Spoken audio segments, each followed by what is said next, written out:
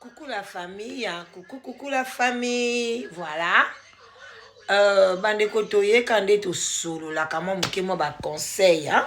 Pas to koye bisa bana ba jeune fille, ba jeune garçon, ba o nyonso ba ebike, bazo koleka nze bazo leka période ya ba divorce na kati ya ba famille na bango, voilà. Période ya divorce ozo leka na kati ya famille.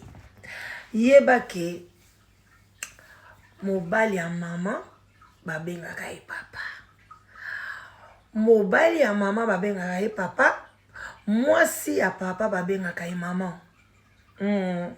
So boza ndako moko oyoka mwasi liboso babenge mama kulutu, mwasi ya mibale babenga ye mama leki. Yango kana nazo conseiller yo Didi Stone, oboya olinga ozala age moko na Cindy d'avance, oza leki oza pena leki ya Cindy, so ye peta moso abotaki na basentaki na 12 ans 13 ans koye pe kobota yo, donc azali mama na yo, pesa ye respect. Bible ezo déclaré mwana okoki komona nidité ya mobali ya mwasi ya papa na yo te, elakisi ebele ba mama. Tango Bible ezolobaki mwana koki komona ko découvrir kuto elobalobaka nidité ya tata na ete ya mwasi ya tata na ete.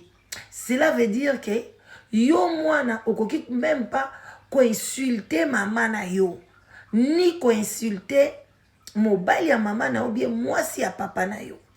Bien sûr, eza zoua, eza normal, eza réaction normale que ozala na zoua, oyo kango bien te, moto azaki mwana musala mama abino metisa bwakama, siko mwa musala mo bwa uti masina, amatia kozwa libala mama, ekopeso mwa kipelekesi. Mais il faut ko doser yango. Il faut ko lakisa ke boza batu botanga, boza batu o boza na ba niveau bien. Betango kara.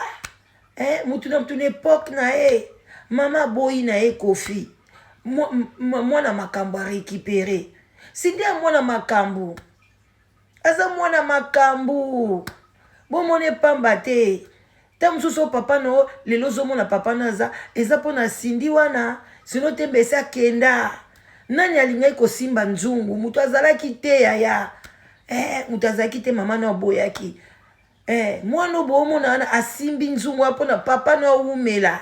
Didi Stone timba timba tika papa kimia eze époque ya Cindy.